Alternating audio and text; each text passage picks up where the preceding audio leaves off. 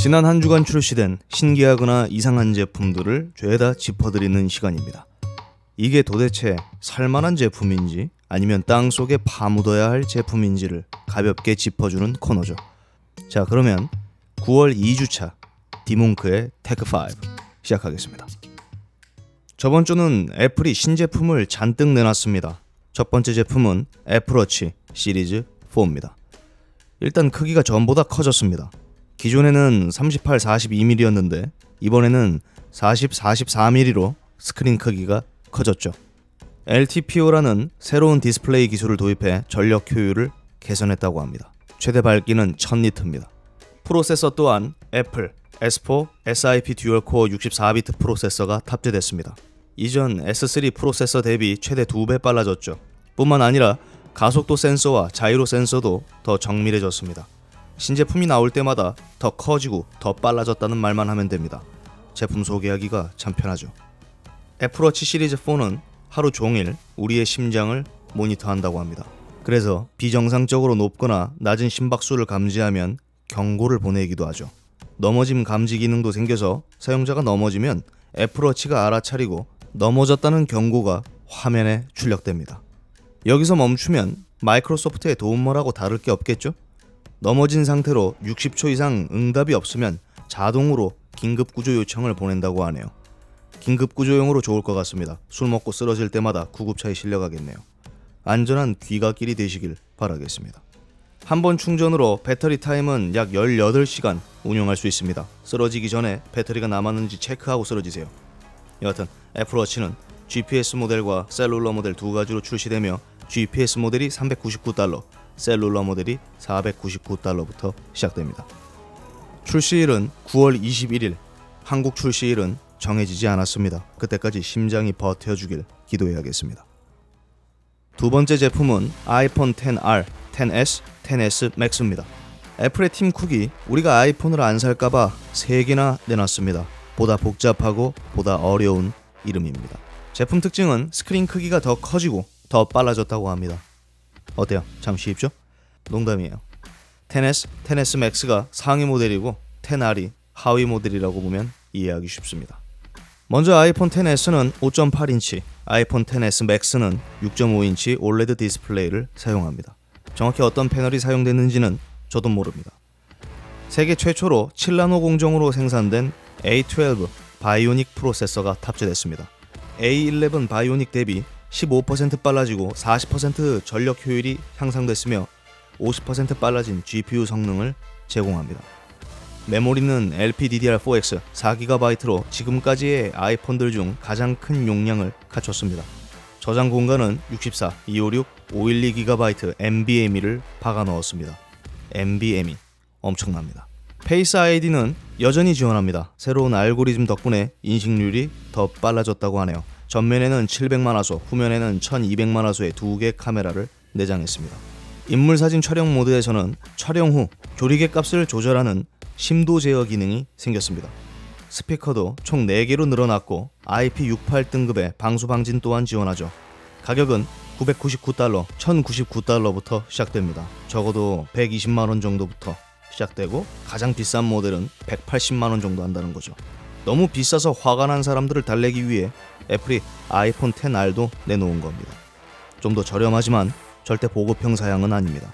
6.1인치 IPS 디스플레이를 채택한 모델입니다.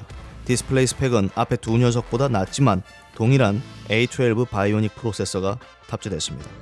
동일한 AP를 사용하지만 저렴하게 팔기 위해 램 용량도 3GB로 낮췄습니다. 말이 낮췄다는 거지. 이전의 아이폰 X과 동일한 크기입니다. 3GB. 후면 카메라는 하나뿐이에요. 다른 형제들처럼 스테레오 스피커를 갖췄고 역시 IP67 등급의 방수 방진을 지원합니다. 68등급이 아니라 67등급이에요. 가격은 $749부터 시작됩니다. 나름 저렴합니다. 아이폰은 9월 21일 출시되지만 한국 출시일은 미정입니다. 그때까지 돈을 잔뜩 벌어두시면 되겠습니다. 3.5mm 이어폰 포트에 대해서는 이제 말하지 마세요. 오래전에 없어졌습니다. 애플에 이어서 샤오미도 XR, XS, XS Max 세트를 내놨습니다. 장난 같지만 진짜입니다. 드디어 미친 걸까요? 그런데 사실 짝퉁을 내놓은 것이 아니라 애플 비꼬기입니다. 왜냐하면 샤오미 3종 세트는 샤오미가 새로 내놓은 신제품이 아니라 기존 제품들로 구성된 패키지 품목이기 때문입니다. 애플 아이폰 가격이면 4종류의 샤오미 제품을 한꺼번에 살 수 있다고 간접적으로 비꼬는 콤보 세트라는 얘기입니다. 먼저 샤오미 10R 콤보는 미 8 SE 스마트폰과 미 밴드 3, 미 노트북 에어 12.5인치 그리고 블루투스 이어폰으로 구성된 패키지입니다. 가격은 약 100만원. 샤오미 10S 콤보는 미 믹스 2S 스마트폰과 미 밴드 3, 미 노트북 에어 13.3인치 블루투스 이어폰 패키지입니다. 가격은 약 140만원 정도죠. 마지막으로 샤오미 10S 맥스 콤보는 미 8 스마트폰과 미 밴드 3, 미 노트북 프로, 블루투스 헤드셋 4종 세트입니다. 가격은 약 160만원. 아이폰을 구입할 가격이면 샤오미 스마트폰에 노트북, 블루투스 헤드셋, 스마트워치까지 살 수 있으니 애플 아이폰이 정말 얼마나 비싼 제품인지 알 수 있습니다. 다만 이 이벤트는 중국 내에서만 진행 중이라 아쉽게도 우리에겐 해당되지 않습니다. LG도 이런 이벤트 하면 좋겠습니다. TV 하나만 껴줘도 좋을 것 같네요. 네 번째 제품은 소니 MDR G7M2입니다. MDR G7의 후속작으로 4년 만에 출시되는 소니 헤드폰의 베스트셀러 라인업이죠. 원래는 MDR G7이 소니의 가장 좋은 헤드폰이었으나 그동안 MDR G1R이라는 플래그십 헤드폰이 나오면서 그 왕자 자리를 빼앗겼습니다. 물론 200만원이 넘는 가격 때문에 상대적으로 저렴한 G7이 훨씬 많이 판매됐죠.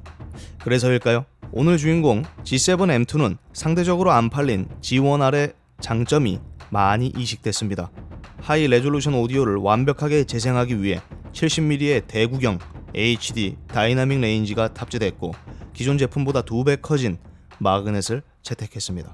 뿐만 아니라 피보나치 패턴의 그릴을 장착해 고음부 왜곡을 최소화했죠. 머리가 크신 분들이 쓰시면 상대적으로 머리가 작게 보여서 좋을 것 같습니다. 다만 상대적일 뿐입니다. 헤드폰이 더 커졌기 때문에 전체적인 실루엣도 커질 거니까요. 되도록 집에서만 쓰세요. 알루미늄으로 코팅된 진동판이 쓰이면서 중고음역대가 더 매력적으로 변했고 공기의 흐름을 조정해 진동판 동작을 최적화하는 비트 리스폰스 컨트롤 기술을 탑재해 저음역대의 베이스 리듬을 보다 정밀하고 정확하게 제어해준다고 합니다. 위대한 장사꾼 중 하나인 소니는 이전처럼 3.5mm 스테레오 미니 케이블과 4.4mm 표준 밸런스 케이블 그리고 대형 앰프를 위해 스테레오 플러그까지 총 3종의 케이블을 기본으로 제공합니다. 물론 보다 가치 있어 보이도록 모든 케이블은 은도금, 무산소동을 사용했습니다. 잭 연결 부분에는 비자력, 콜슨 합금을 적용해 자력으로 생기는 왜곡 또한 최소화했죠. 출시일은 9월 20일, 제품 가격은 79만 9천원입니다. 추운 겨울에도 되도록 집에서만 쓰세요. 구경거리가 될 수 있습니다. 마지막 제품은 한성 보스몬스터입니다. ES58K 보스몬스터 울트라라는 모델입니다. 인텔 8세대 i5 8300H 프로세서와 엔비디아 지포스 GTX 1060 맥스-Q 그래픽을 탑재한 모델입니다. 오피셜 영상이나 이미지를 구할 수가 없어서 이따위 이미지로 대처합니다. 울트라 슬림 게이밍 노트북이라고 하는데 두께는 약 2cm. 사실 울트라 슬림은 아닙니다. 이 정도면 그래요. 충분히 슬림하죠. 맥스-Q니까요.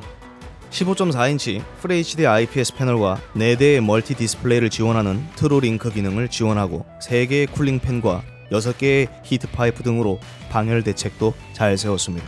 아쉽게도 논 옵티머스 모델은 아닙니다. 제품 옵션에 따라 M.2 SSD와 SATA3 규격의 SSD, 하드를 추가할 수 있으며 블루투스 5.0을 지원하고 UHS-2를 지원하는 SD 카드 슬롯, USB 3.1 타입C 포트와 USB 3.0 미니 디스플레이 포트 등을 갖췄습니다. 제품 무게는 2.1kg, 가격은 120만원부터 시작되며 i7 8750H, GTX 1070 맥스-Q 옵션이 적용된 모델은 190만원대부터 판매됩니다. 곧 죽어도 가성비를 추구하는 분들에게는 한성보다 좋은 제품이 없습니다. 저는 델 XPS 씁니다. 감성비를 추구하기 때문이죠. 제가 준비한 영상은 여기까지입니다. 다음 주에는 더 재미있는 제품 소개로 찾아오겠습니다. 이것도 일입니다. 구독 신청 잊지 마십시오. 구독자가 늘면 협박을 더 자주 할 수 있습니다. 협박을 못해서 한성 이미지를 구하지 못했습니다. 어쨌든 시청해주셔서 감사합니다.